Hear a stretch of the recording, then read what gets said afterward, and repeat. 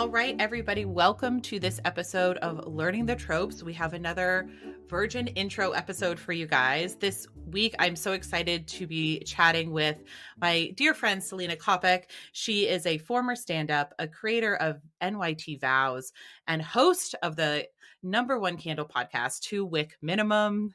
Hi, Selena. Hey, Erin. Great to be here. Thanks so much for joining. Yes, thank you for having me. How are you doing? I'm doing great. It is such a gorgeous day. Yeah, I'm feeling good. Yeah.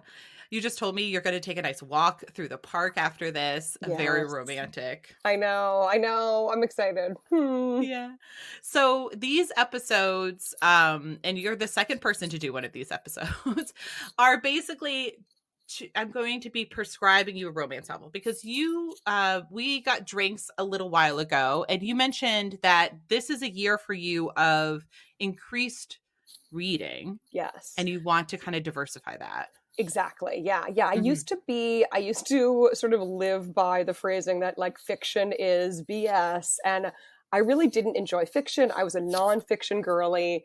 And yeah, in this year, I'm trying to A, read more books, and B, read more different books. So I'm really, indulging in fiction more and really enjoying it. So I have like a good mix of fiction and nonfiction going on.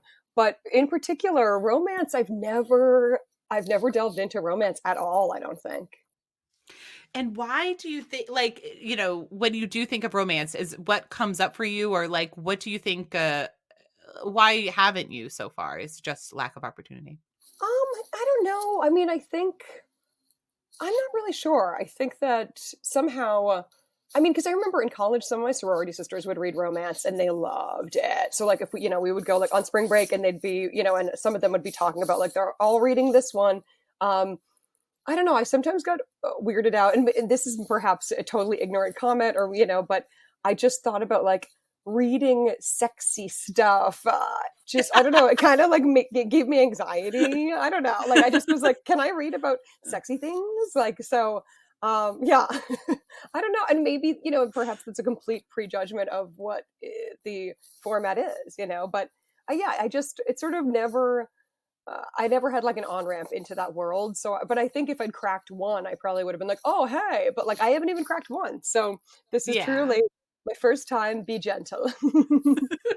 They are sexy, so you're right. And also, as you're also a New Englander, as am I, or former New Englander. The idea that you would be nervous about people in the world knowing that you had an understanding of sex, that tracks. Oh yeah, I mean, could you get more of a repressed wasp? No, you can't. Okay, yeah, I know. Like, I think I was just like, yeah, I don't know. I think it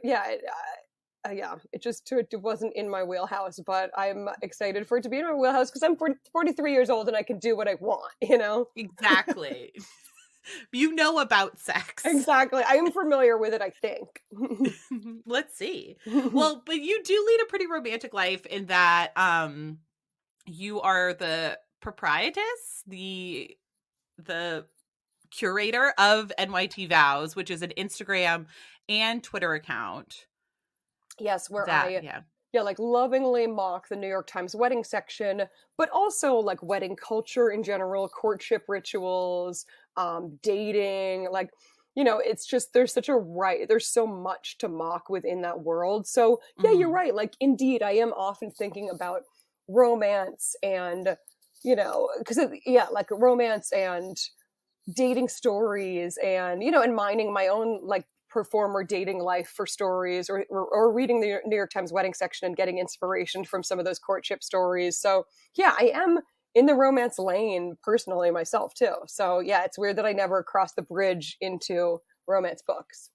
Yeah. But what I love too is about New York Times NYT Vows, which I think I started following before I knew it was you.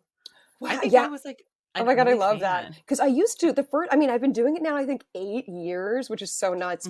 But the first few years I didn't want people, like, it was totally, no one knew it was me. And just because I thought there was some freedom in that, and just, because especially like the New York Times wedding section used to be all like Mayflower lineage. Like, it was all about old money New York, Mayflower connections. So I would, I have this voice where I kind of am of that, it's like an old grande dame who is out of touch with normal people, and all she cares about is drinking gin and tonics and hanging out at the country club. So at first I was almost worried that people would think I was like mean and snobby if they knew that it was actually me behind it. So Mm-hmm. I wouldn't reveal who I was. I would just retweet this account, you know? And then eventually I was like, why not get some of the glory for this, you know? You're like, it is me. Exactly. Yeah. Like, and Yeah. if you know my family history, it makes a whole lot of sense, you know? Yeah. And but what I like about NYT Vows, sort of how it's changed, is now it is a little bit more sentimental. Like, you definitely do call out, like, this is a nice story. These people are nice, sweet people. Well, thank Yeah. you for saying that it's shifted in a good way, because some people are Yeah. like, you lost your edge. And I'm like, yeah, and I'm like, listen, I was never, because on Sundays I do comment on the real New York Times wedding section, and these are real people, and this is Yeah. a huge day for them. Like, they're in the Times, you know, and the current, like, the past few years, the section has really changed and evolved, and like, props to the Times for being willing to kind of shift. But the section has evolved so much, so like, there aren't the old Mayflower people to make fun of anymore, you know. So I just, I don't have it. I don't have the heart to mock, you know, because now it's often more so stories of like challenging courtships or challenging like life trajectories, or kind of unexpected, interesting, different people. But yeah, so I'm like, I can't even mock that they all went to Princeton together, you know, like, it's just different source material. And yeah, like, I don't know, I like to think that on Sundays maybe I'm a little soft, and then Monday through Saturday I'm zinging, you know. You're singing in the when you're as your character, who is somebody who is, who has Mayflower lineage. But yeah, I think it's easy to make fun of it when it's like a Whitney marrying an Astor. Who cares? Those people have enough money. Make fun of them. Exactly. They deserve it. But yeah, Exactly. when it's like two special ed teachers who met during COVID, you're like, okay, well, I'm not. Yeah, oh my, I'm not gonna touch that with a 10-foot pole. Yeah. But exactly, because it used to be, you know, it was like comical, and it was so easy to mock, because they'd talk about like the family boat, you know, and like just these name drops of all, like, you know, yeah, exactly, like old money, or like, you know, so and so's great great great grandfather invented, you know, whatever thing that we all use today. And yeah, just sort of these insufferable people where, you know, it wasn't punching down, it was very much Yeah. punching up.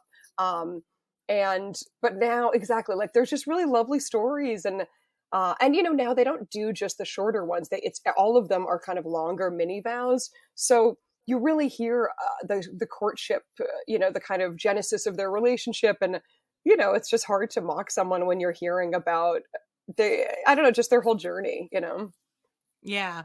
Well, and our friends, and actually the friend that introduced the two of us, you got her into the vows for her wedding. So that was Chelsea White and Tash Neal. If you want to look it up, their wedding was perfect. Oh my god, And yeah. And they're they both the most lovely. Oh, I mean, and it's funny, yeah, like, Chelsea was like, I only thought to even submit because of you, Selena.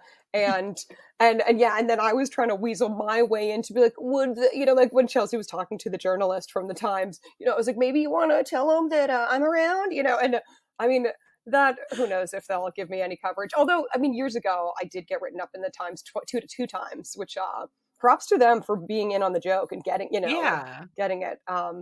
But yeah, it was very cool to see, you know, because Chelsea would report in at every step of like, oh my gosh, we think we might get in, you know. And then their conversation with the journalist and stuff to see like, oh, this is how it goes. And then yeah, like, they sent a photographer to Chelsea Tash's wedding, which was so neat. Yeah. And then I remember when it was printed, we realized how few places carry the print version of the New York Times. Oh Because yeah. I was coming home from like drinks or something, and I was a little tipsy. And I remember going up the avenue where I live and checking at every newspaper stand to see if they had the papers. Oh yeah. And I Did you found remember? them. Yeah, that Yeah. next day the next day after it came out, we all went to that brunch, and I brought my Oh yeah. hard copy, you know, physical copy. And I was like, wow, this is I'm glad. I mean, I have a weekender subscription because I like to read it hard copy. But yeah, it's not that easy to find. No, and I tried to talk to the guy and I was like, can you just give these to me because it's midnight and like nobody else wants these? And he said no, because they pay to take the papers back. And I was like, oh, okay. Like the Oh unsold ones, wow. which I learned from Newsies, which is an important seminal text, as we all know. Well, I didn't realize newspapers have remainders too. You know, it's like Yeah. traditional publishing. Yeah. Wow. Also the big thing that you're known for, I mean, many things, but is Two Wick Minimum, which is the number one Kindle podcast. I was guest like 2 or 1.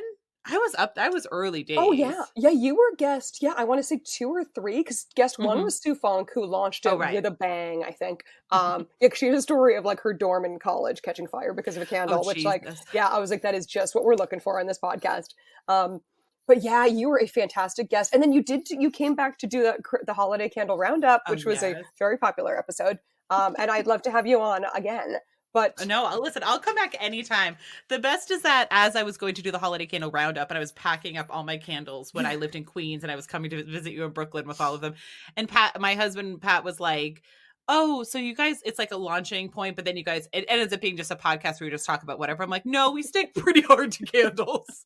I know. I mean, honestly, when I like initially, this whole concept was kind of a joke, like because I think Mhm. there's nothing funnier to me than the fact that it's a podcast about candles. Like the medium doesn't serve the message. You know what I mean? At Like there's all. no visual representation. You cannot smell it. Like you're just listening to people have a conversation. But indeed, it is earnest. We are not going on too many like. No. Yeah, like it is just candle convo, but like yeah, I mean, I just today released episode 52. So, like, Oh, yeah, I mean, wow. there's a lot of candle conversation to be had. And it's been neat. Like sometimes I have friends on. I've had a ton or quite a handful of people with their own candle companies and brands of candles.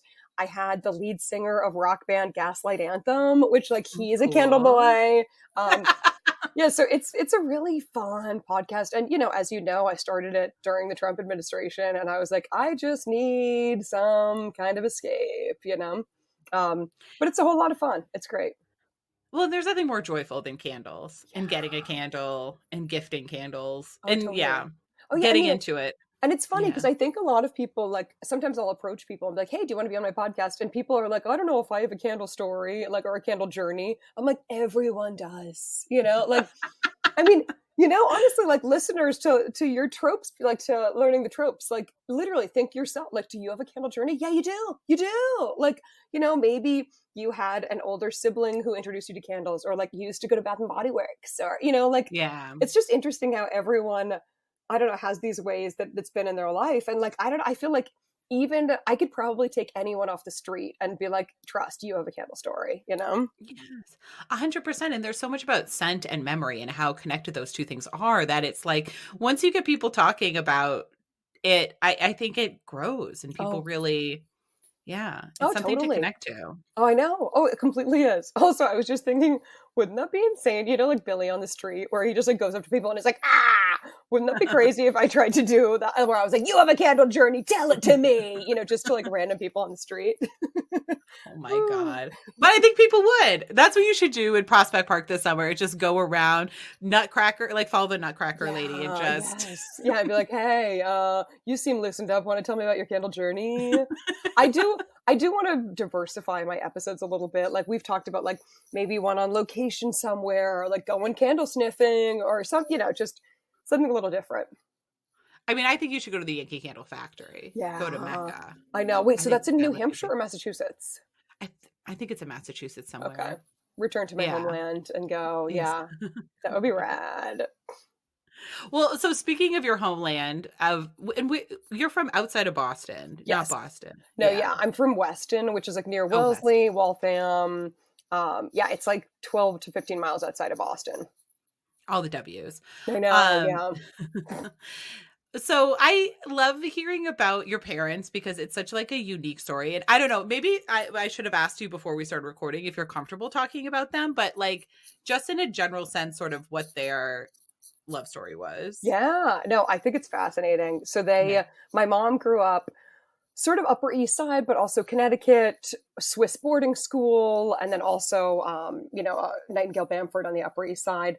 And her family was very connected. They were in the social register, very involved in New York stuff. Her mom was a dancer in the Ziegfeld Follies, so she was like a Oh my showgirl God. and married a guy much older than her. And that's my grandma, or my grandmother was the Ziegfeld Follies dancer who, had my mom, Susan, and she had, quite a few siblings.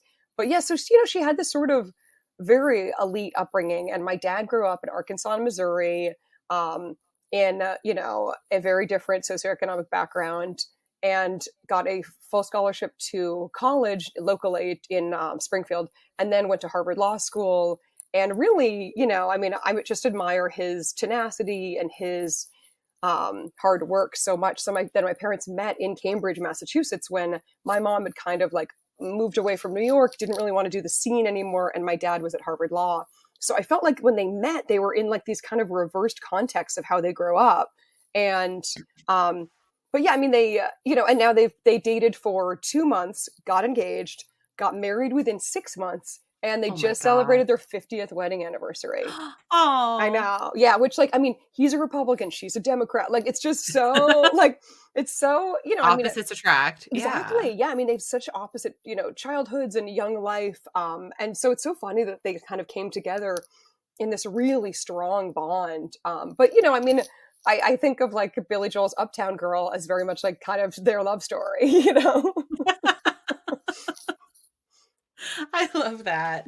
No, it's what a whirlwind romance. I don't think I realized that they had got married within 6 months. Yeah, That's it was very quick. insane. I mean, I think it was also because I think my mom was like pushing 30, which like in that era was like, whoa, whoa, whoa, so I think the whole family was like, let's lock this down, like Susan's practically an old maid, which is so bonkers. Like, but then, from that, my mom shared with me and my sister such great lessons about like, moving to different cities in your 20s and having your own money and having your own career and, like, which I think was very pioneering for that era.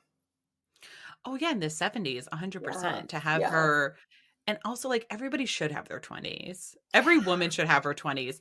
I think, yeah, I'm like, don't anybody out there, don't get married before you're 30. Oh, I know. Yeah. And I That's what my feel like mom, it's such yeah. a thing that they try to get these women to get married when they're so young Oh, in I like the know. suburbs and stuff, it feels like. And it's like, no, there's so much out Oh, there. I You'll be know. I know. fine. Oh, exactly. Yeah. Yeah. My mom always said, don't get married before you're 30.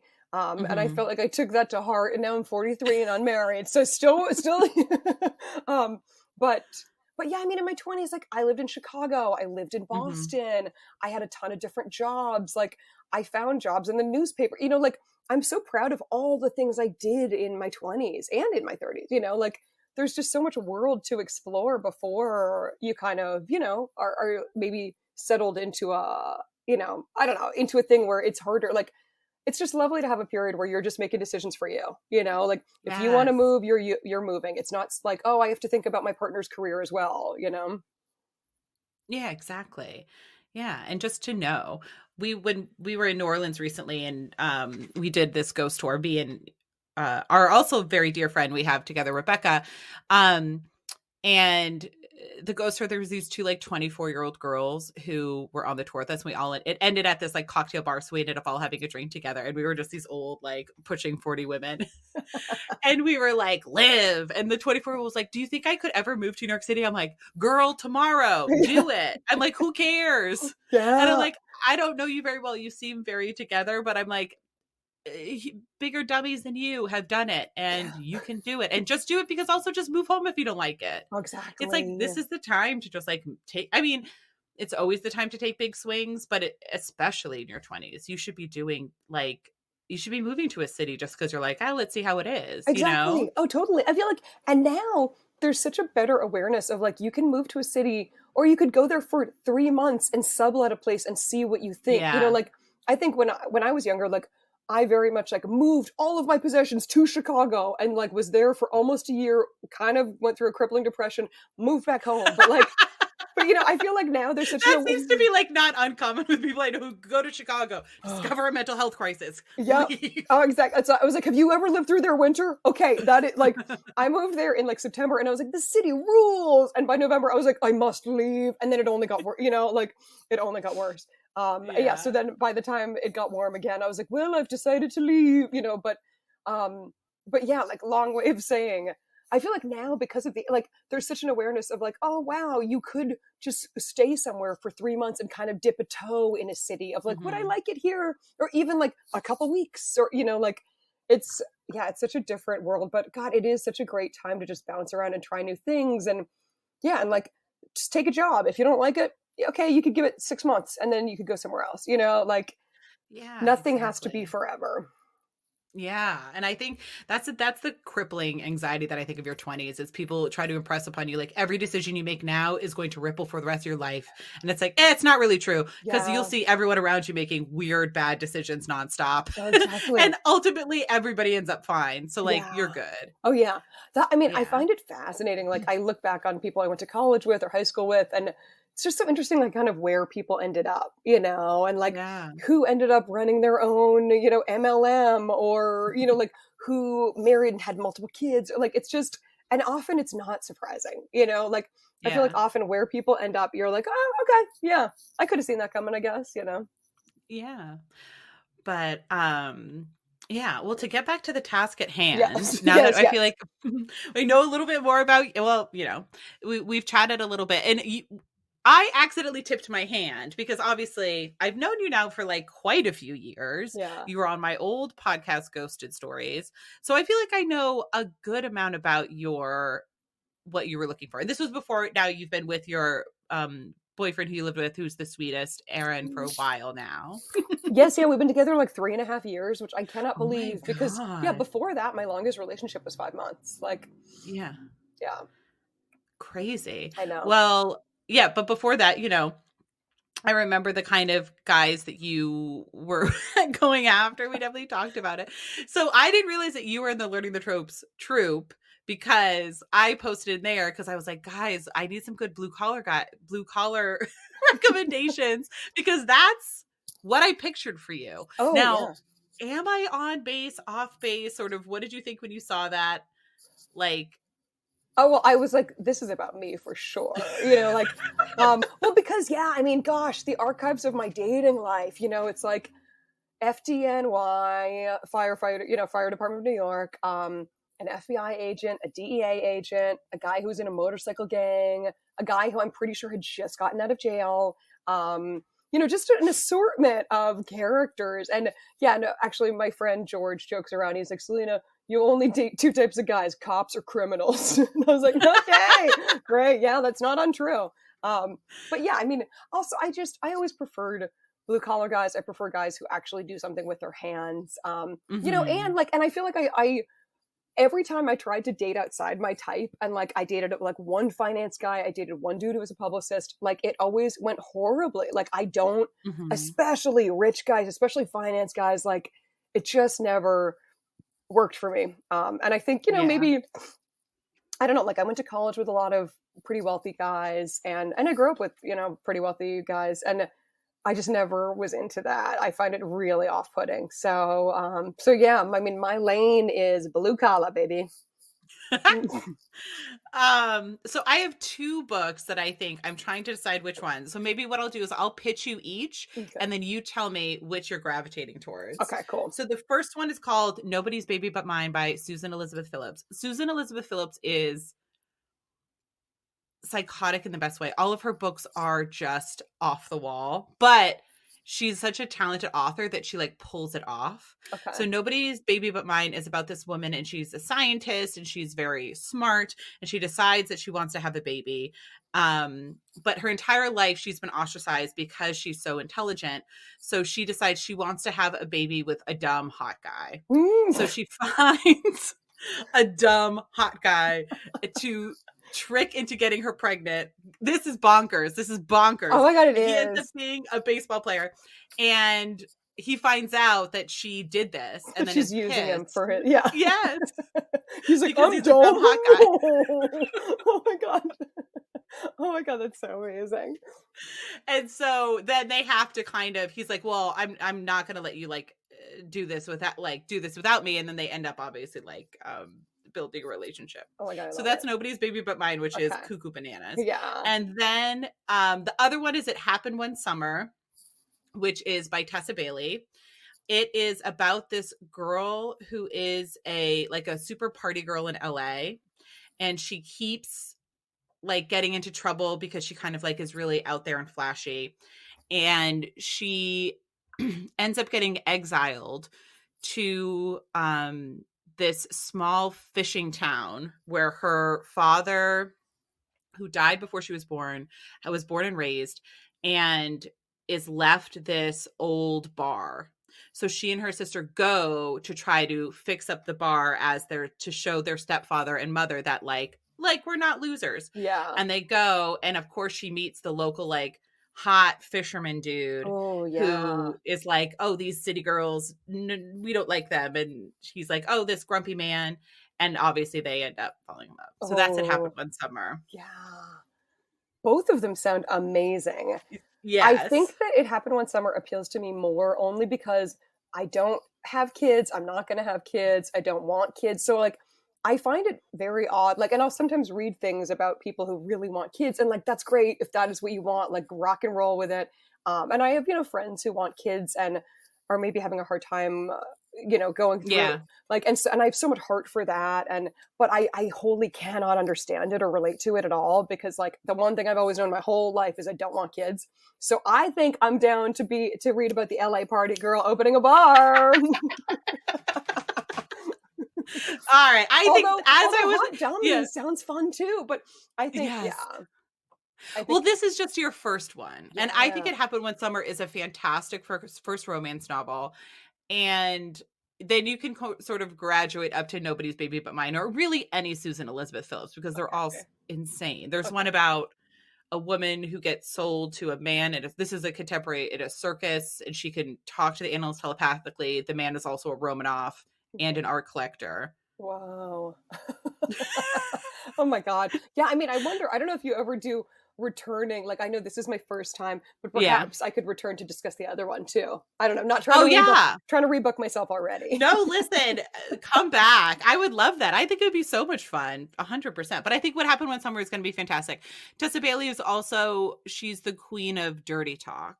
Okay. So her heroes are all like that. And she also is a fantastic first one for you. Now, this is all opening up as to why this all makes sense. She does write like kind of exclusively blue collar heroes. Okay. Like that's really her sort of niche. So, and I think she lives on Long Island too. She's like a local girl. Cool. Yeah. Awesome. So I will be sending you It Happened One Summer. Do you let me know if you want a physical copy or Kindle?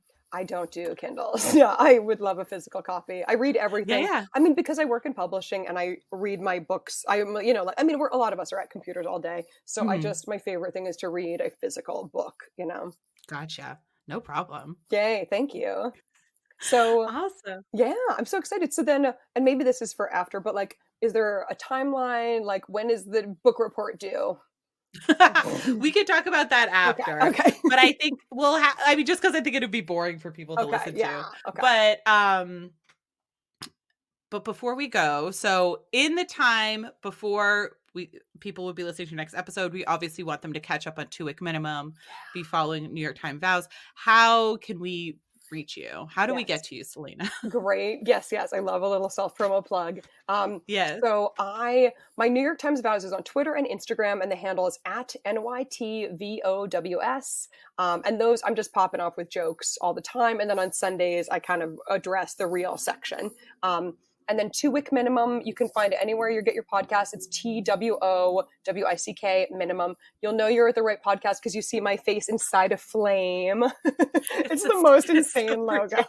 Also, someone pointed out, they're like, but your logo is 1 wick. And I'm like, oh my God. Like, it's called 2 Wick minimum and the logo is a single wick. But whatever. I wasn't thinking about these things when I launched this labor of love.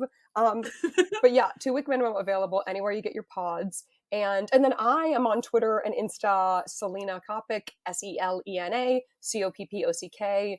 On Twitter, I kind of pop off with dumb like cheesy jokes. And and on Insta, it's mostly just pictures of me bopping around and, but that's... You post a lot of really beautiful, like New York City, Brooklyn photos. I do really love those. That's one thing I've tried to get more into. Like, I just love... I don't know, to almost give myself an assignment of like, just look around and try to see beauty and try to see a nice sunset and the way it hits the bricks, or, like, and to not overthink it, like, I just like, if I see something, I'm like, oh, that looks nice. Take a pic, post it, Yeah. So I thank you for noticing that. No, that's what they say, glimmers. Like, that's the new thing instead of triggers. Like, what are the things that bring you little shots of joy? Oh, that's really cool. Isn't that nice? I really like that.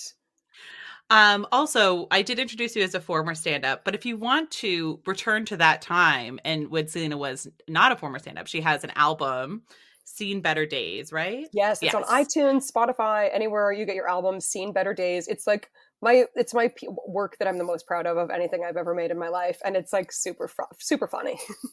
It's If I so do funny. say so myself. I was there, I think, both nights. I think I saw it Mm, twice during the recording, so you might hear my laugh there in the yeah. crowd.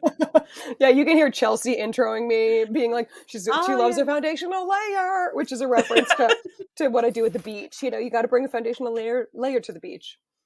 I feel like you do need to come back and we need to talk picnic prep and beach prep because that could be an entire Oh episode. my God, I love Maybe that we'll stuff. carve out some time in the episode in the next time we record to talk about it because you really open up a whole new world for me Oh as yeah. far as how to go, how to park, how to beach. Yeah. Oh, I mean, I'm really into you got to bring the right stuff. And I mean, it all begins with a foundational layer. Like when I see people at the beach and all they have are towels, I'm like, what are you doing? Like, your towel's going to get so sandy. Like, you should bring an old sheet or a tapestry. And that's the foundational layer. Actually, for my birthday, just, a few weeks ago, my boyfriend got me a new foundational layer. And I was like, you're So the we know he's greatest. the one. Yeah, exactly. I was like, truly. I was like, you see me. Mm. And my foundational layer. I love it. All right. Well, so good. There's lots of media for you to check out with Selena. She's prolific. I love it. Mm. And I'm so excited to have you back. And thanks so much for joining. And if you guys have any suggestions for me, you could always email me at learningthetropespodcast@gmail.com, on Twitter and Instagram at Learning the Tropes. And then also there's a video of this episode on our Patreon. If you go to patreon.com and search Learning the Tropes, you'll find us there. Videos from most episodes are available as well if you guys want to have a visual experience as well. All right. Well, until next time, happy reading, everybody.